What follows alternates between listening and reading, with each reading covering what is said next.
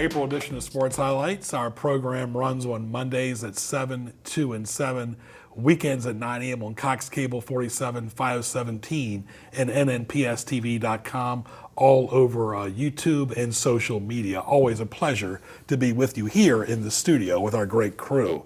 Our guests today for our April show are Wiggins, the head baseball coach at Warwick High School, and Shayna Knight, who's the varsity cheerleading coach at Warwick High School as well. We'll start off with Ricky. Ricky, good to see you. Yeah, thank you for having me. You went to Warwick class of 80. Boy, Yes. Did you think you'd come back 42 years later? I did, because it's always been a lifetime dream of mine to coach at Warwick High School. I've had a lot of coaches in my career. I've had legends, you know. Coach Kane taught me a lot about baseball. Mm-hmm. You know, Coach Denton, of course, legend. Saw him the other day and broke tears in my eyes. You know, loved that man. I played for Coach Chuck Hartman at Virginia Tech, and I played for Coach Robert Sapp at Middle Georgia, where we won the College World Series. That's great. That's great. And of course, you're at Warwick High School, and of course, same baseball field that you played when you were a kid. Same one, except it looks a lot smaller. It does. Well, what I like about your school is at least you don't have big fences, so you can still climb over the fence and get the ball if you have to. Yeah, it's true. Very good. Well, let's do a reset, folks. When he was playing baseball for Warwick back then, the late Coach Snow was coaching at Menchville. Coach Denton was coaching at Kickingham. So it was always an event every time you played. Mitch McDougal was at Ferguson, and your senior year, Ferguson was in the state championship. It was that. We basically we played Ferguson. That was the rival, of course. We only saw one pitcher at a time, you know, Donnie Collins. Yeah. So, you know, I don't think we ever saw another pitcher pitch against us. Yeah. They were always knockdown dragouts. Mm-hmm. Great competitive games. Really, Kickingham also. Mm-hmm. You know, we had some good teams back then. Yes. You know? I mean, you know, today, you know, you might see, you know, guys that you might have one D1 or so, or two D1 so. You know, at our time, we had like, you know, we didn't have the AAU stuff going on, so basically at our time, we had like 9, 10 guys signing professional contracts, going straight into the minors. Right. Instead of going into, you know, college and stuff like that, D1. Right, because Donnie Collins was, you know, the late Billy Webster. Of course, you didn't play against him, but he went to Denby High School. You know, I played against him. Yeah, but he was younger than you were. Yes, as well. yes, he was. He was just coming in. Yeah, so he was younger than you were. So, but anyway, I mean, Donnie Collins and Joey Schlim, who played for Virginia, you know, was on that team your senior year for when he played for Ferguson. So, and then of course Menchville, Coach Snow was always he was hilarious, and Denton. So they were just great rivalries, weren't they? Yeah, were that. You just loved to watch Coach Kane and Coach Snow going against each other, especially with the umpire, Mr. Galt. When you had him out there with those two, it was a show. Yeah. Now, what is it going to take, Ricky? You're the head baseball coach at Warwick High School now. We're in the month of April to bring back some of those traditions at the various schools. Of course, the late Danny Mitchell was a big part of that at Hampton as well. Yes, last year we were. I was hoping to have something for him. Actually, the game we played at Hampton was the dedication ceremony to Mrs. Mitchell and all that, and you know, and I was you know, again, brings you to tears because you love that man too, and what he did for these kids. Yeah, I've walked on the baseball field just to walk around and get some exercise, even though I live in Newport News, and to see his picture up there at the is really going to be a special moment when you guys take on Hampton. Oh yeah, I haven't been back since at that time, but every time you go, you think Coach Mitchell. Right. You know, he was actually there. I think my last year coaching there. Yeah, he was part of Mike Smith's staff. Of course, Mike has moved on from the football team, and they have a new football coach there. Congratulations as well. We'll talk about what your team looks like as far as 2022 is concerned. And you and I talked about this off camera about how important it is to have 2 or 3 pitchers in the rotation. You can't just rely on one arm to get you through the season. No, not with pitch counts now. You know, a certain amount of pitches that you could throw. I think it's at a maximum of 110, but you're right. You need strong pitching. you need more than one strong pitcher. The season this coming up year is going to be a pretty good season because you've got a lot of pitchers, a lot of good teams. I'm trying to change the culture at Warwick High School. To do that, we have to play these better teams, and I can't think of too many teams that are not going to be competitive. To try to bring it back, and it's a challenge. It's a challenge, and that's our job to take it on. And I think we can. I mean, I think that we can compete. That's what I do. I teach my kids to compete. In our flow practices, we do it. In our practices, we will do. I like to teach them to compete. We have these little games that we play. So I teach them. I figure if I can teach them to compete, all the other stuff will come into play. We're talking to Ricky Wiggins, head baseball coach at Warwick High School, and a lot of it's fundamentals, Ricky. And let's say you've never coached Warwick's baseball team prior to this year. How do you, as far as being the head coach, how do you, as far as pick the lineup? I mean, do you have a sense of it? Do you get your assistant coach's feedback? How do you know who's batting number one? Because number 4 is usually the cleanup. So how do you get that idea? Is it practice? How does that evolve? I tell the kids, it's not up to me, it's up to them. Okay. It's their job to show me where they belong. I have a thing when I try out that it's not just me evaluating. It's not just me and my coaches evaluating. I let my kids evaluate each other. I let them fill out a sheet. I let them tell me where they think they stand on the team. Because my idea every practice is every day we come out there, we try to get better.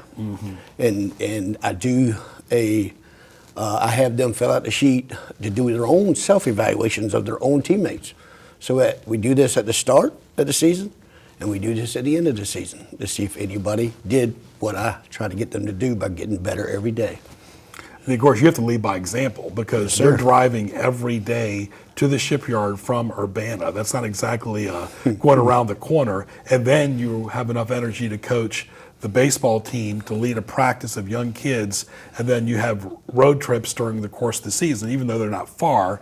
But now, what are you going to do when you play Gloucester at Gloucester? Are you going to stay over? I'm wondering about that game. That's always the plan. Yeah. That's always the plan because I got a 20-minute ride from there. Yeah. So, but you have to be a high-energy person. Oh, yeah. Well, you got to love what you do. I do love teaching kids about this game. And, that's what drives me. I go to work every morning. I get up at 3 o'clock in the morning. I'm at work by 5.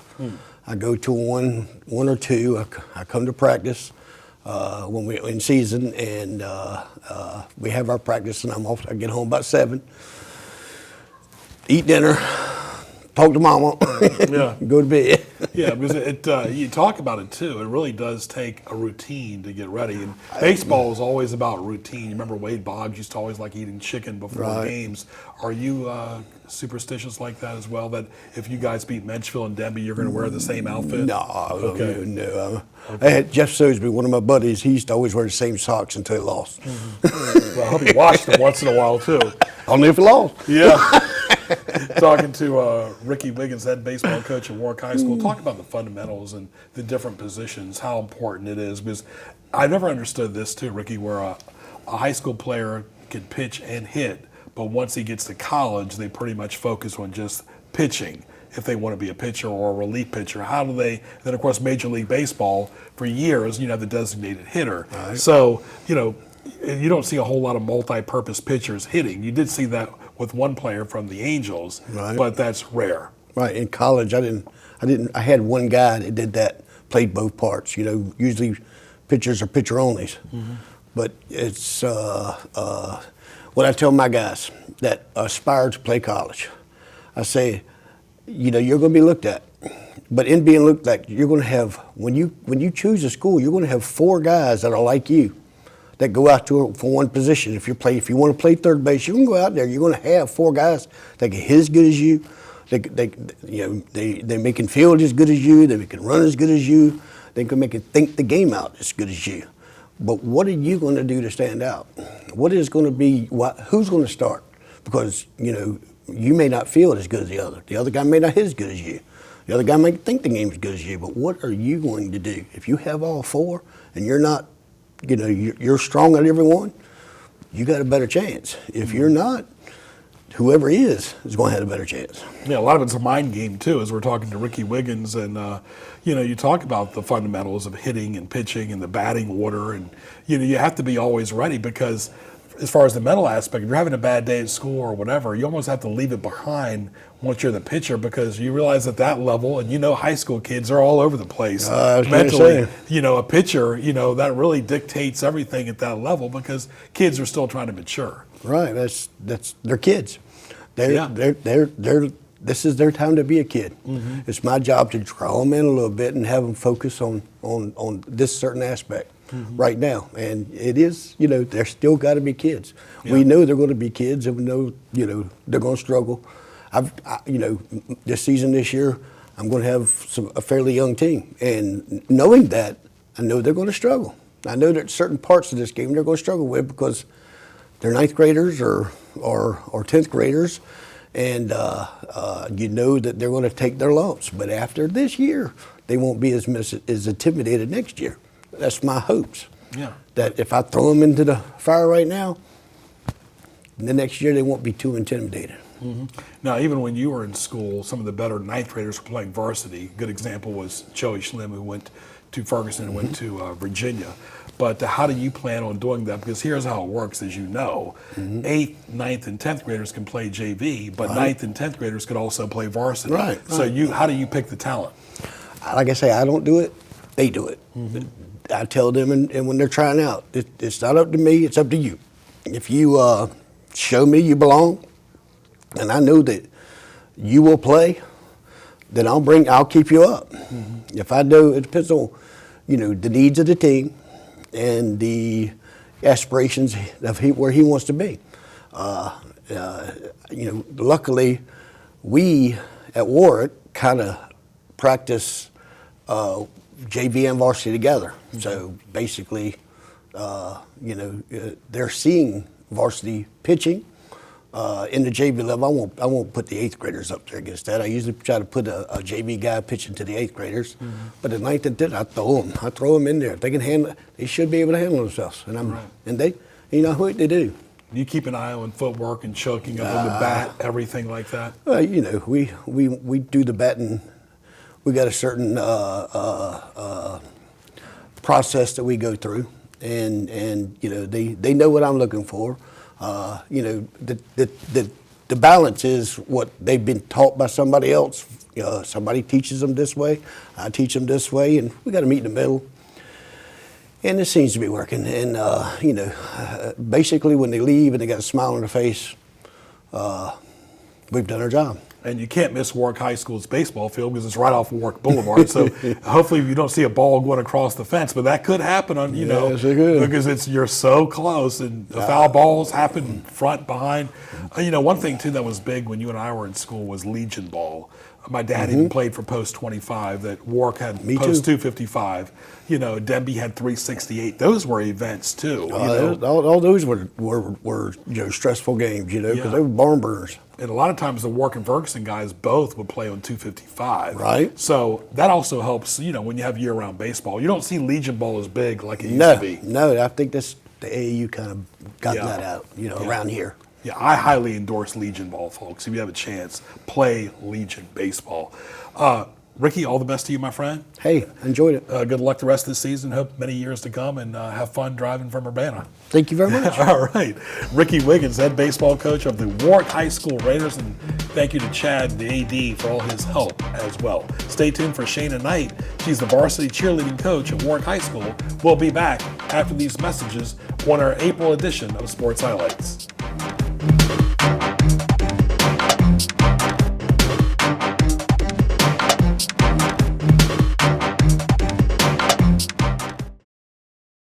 You're watching NNPS-TV.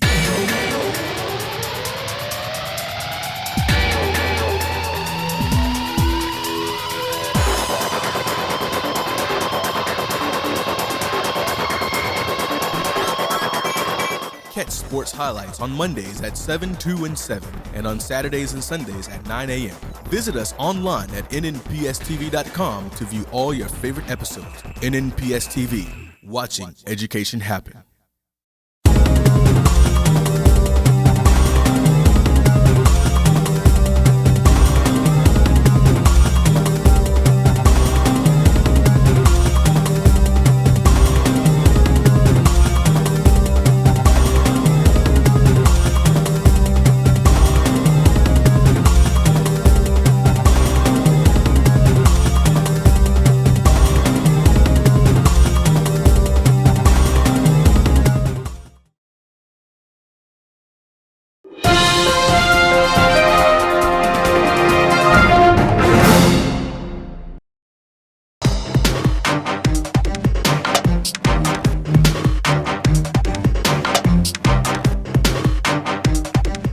welcome to our second segment of our April edition of Sports Highlights. Shayna Knight will be our featured guest this segment. She's the varsity cheerleading coach at Warwick High School. Hope you enjoyed our first guest, Wiggins. He's very entertaining, the head baseball coach at Warwick as well. So, Shayna, graduate of Heritage, good to see you. Thank you. It's so good to be here. Yes. How did you get involved in cheerleading? Because you did cheer when you were at Heritage. Yes. I started out my 8th grade year cheering for Heritage, which I was under Jackie East, who was an awesome coach. It was something that I just said, hey, let me just go out here and try it. So started about year 1999, 2000, and never left. Yeah, and Jackie was at Ferguson for a long time. Yes. So she had a lot of tradition of cheerleading. She did. From various schools. She did. Yes. Well, talk about cheerleading. It's so important because, you always hear about the girls are always having to smile, whether it's the high school, college level. And I know they always tell them to smile, especially when they're on TV or trying to get their shine on. But they have to be the positive light for these players. They have no choice but to be the positive light for the players. It's funny that you said smile because every game, even at practice, I'm like, smile. Let me see your teeth. And one joke I tell my girls is that I learned from my coach is I'm gonna put Vaseline on your teeth. Wow. And the girls are like, no. I'm like, it helps you to smile because you don't want to close your mouth. I tell the girls all the time, I believe you are the first face that people see in athletics and in sports. So when they see our cheerleaders, they know what to expect from everybody else. Because they're always having to be high energy as well. Very high. There's no down day for cheerleaders. At all. For the most part, it's been girls cheerleading, but you do see guys too. And then you see them in college, they have these national cheerleading competitions. Yes. But a lot of the cheerleaders have told me over the years that they've done dance, gymnastics, and that's all helped in cheer. Is that correct? That is correct. Competition cheer is very different from sideline cheer. It's two different aspects, and a lot of people don't realize that. With competition cheer, is more of the tumbling, the stunting, the facial, the graphics, all of that. Sideline cheer, which cheerleaders are trying to do now, it's more of stump and shake, type motions. That's both competition and sideline cheer, and so we love to see it all. I want it all. I want the gymnasts. I want the competition. I want the sideline, the stump and shake. I want all on my team. You want to be like a step show out there. I do. Yeah, why not? Why I want to be the main event. Exactly. Yeah, Shayna Knight, she's the varsity cheerleading coach at Warwick High School. She went to Heritage, so it's so great to have her here in Newport News. And you talk about the high energy and so forth, and just like any other sport, you try to get the freshmen evolve into varsity. How does that work as far as, do you try to just go for sophomores, juniors, and seniors? How do you recruit cheer players? I do. I actually go for, because on the JV level, you can have 8th, 9th, or 10th. On the varsity level, you have 9th, 10th, 11th, 12th. However, I tend to go towards the sophomores, starting with the 10th grade. To be varsity, you have to be mature. I tell the girls all the time, I'm not holding your hand. I'm not patting your back. Varsity is a different level from JV. And so in order to maintain this and enjoy this, you have to stay on top of yourself. Are you able to do that? Can you stay on top of your grades? Can you show school spirit? Can you stay out of trouble? Can you keep up with the announcements? Because I don't relate to the parents. Meaning I don't reach out to them. With the parents, I tell my girls, you're old enough, you're mature enough to relay these messages to your parents. I'm preparing you for the real world out there. Nobody's going to rub your back. Nobody's going to give you high fives of good jobs that you do. So like I tell the sophomores, and it's very little that I pick, can you handle this pressure? Because they're girls, they're females. They have a lot of emotions. And I tell them, like, if you're going to fold and you can't, just wait another year. Try out for JV. And let's work there to groom you for varsity. Right, and when you and I were growing up, communication was key. Yes. You can't just text somebody now or call somebody or say you're going to call or text Correct. and ghost the head coach because that affects the entire team. team. And like you're preparing them to be young ladies in the college world, in the business world, they're not going to always have mommy and daddy around. Correct. So you're preparing them from day one. Yes, and it's funny that you said communication, because I tell the girls that, I said, my one thing, communicate. Hey, coach, I'm not going to be here. Hey, coach, I have a doctor's appointment. Hey, coach. And I said, don't text me. I need to hear your voice. Don't have your parents text me or call me either. I need to hear from you. You're the one that's cheering for me. And so, you know, all of our parents are on board with everything. I say we have the best parents. Our girls, so once they start cheering for us or cheering for me and they come from a JV level and then you made varsity, they're like, oh my gosh, like this is totally different. Yes, I told y'all, I'm a different breed. And I hope they realize you were once in their shoes. Yes. And you talk about energy and communication. You know how girls are. You can look at one in the eye and pretty much tell their emotions. And you know the thing, if you're not emotionally ready to perform and cheer that night, it can affect you physically and mentally, and you can see it in the routine because you're pretty much focused on your girls. That is true. In order to cheer for Warwick High School cheerleading program, that's JV and varsity, we have a cheer contract. And that's something that the coaches sign, the kids sign, the parents sign. We also have space for our AD and our principal. Just to let you know what our program is all about as far as, you know, practices, games, basically what we are looking for from our girls. In order to do a sport now, you have to have a 2.0. D is passing, not for cheer. You have to have a C or above. Mm-hmm. And my girls know the minute you don't have a C, you won't be performing. Mm-hmm. Because we say you are student athletes. You're student first, athlete second. Mm-hmm. And so your schoolwork comes before cheer or any other sport.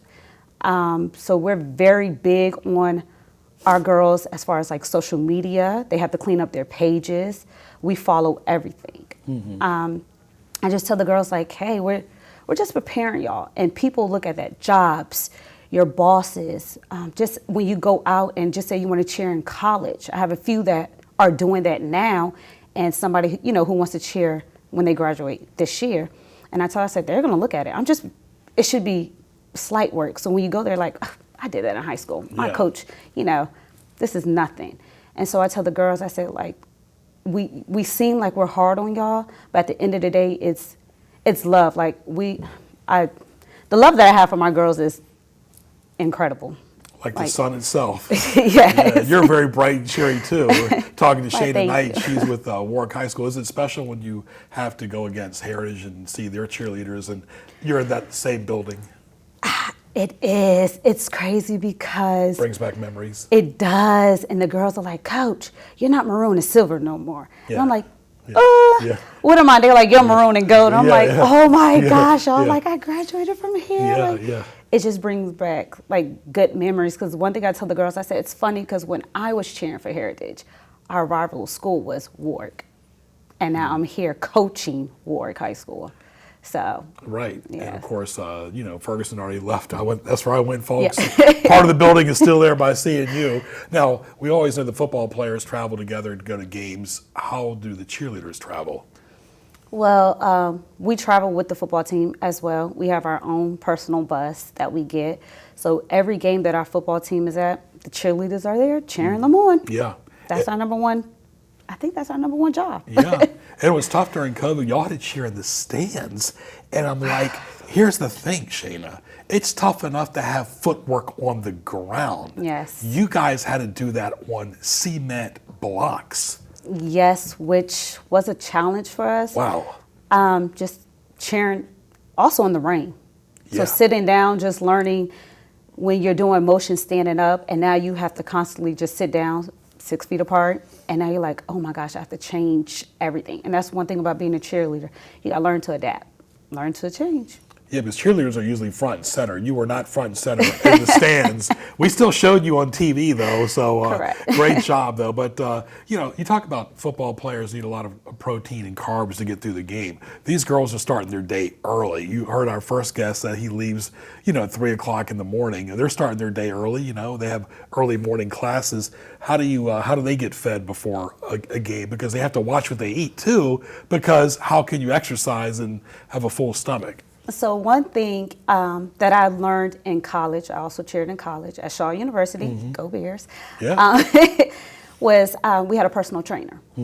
And we had to get up for our classes. I had an 8 o'clock class. And if our trainer seen us in the caf eating anything else but a salad, he was pouring any liquid on your food. Wow. And that has happened to me probably twice. I'll be eating some French fries and he's like, yeah, we're not doing that. And one thing I told my girls, it's funny because my girls actually condition and practice with a personal trainer. I have one for myself. And so I told my girls, if coach can be fit at this age, you can be fit as well. And so we meet with him once a week, every Sunday, the girls for 45 minutes. And the same routine coach goes through, my girls go through. Right. We also have a hashtag called Eating Healthy, where I tell the girls, hey, if you have some fruit, a salad, made you a smoothie, tag the cheer page. Let's encourage and promote eating healthy. The girls know I don't play that. We have to have fruits, vegetables, because it's more than being in a skirt. And that's what I preach to them every day. You have to cheer constantly. You have to continue to say cheers. It takes you out of breath. So we go doing like the minimum 150 jump squats. They do 100 cheer jacks. We run a mile minimum, so they're in shape. Now, the final question is, you can tell a female, the kids, if their body language is not right to perform that night. Have you ever pulled somebody off the floor? Whether when you were at Shaw or at Heritage or at Warwick, have you seen somebody being pulled off the floor? At Heritage, no. At Shaw, no. And me being the head coach at Warwick High School, I haven't pulled nobody off the floor because I feel like the girls need this. Yeah. Some of our girls really need that outlet. The only way they have came off their floors for grades, and they know. Other than that, I allow them to do what they love, and that's cheer and just being a child. Well, you got to get those A, B, and C's at work in order to cheer. And thank you for giving us the A, B, C's about cheerleading, too. Thank you. Shayna, all the best to you and your team. Thank you so much. Very good. Shayna Knight, she went to Heritage High School. Now she's the bright sunshine at Warwick High School, working for my good buddy Chad over there, the AD. She's the varsity cheerleading coach for the Warwick High School Raiders. So I hope you enjoyed our April show with Ricky Wiggins and Shayna Knight for our great crew led by Ray Price and Carl Daniels. I'm Greg Bickaveris. Enjoy your spring break, enjoy April, and we'll talk to you soon.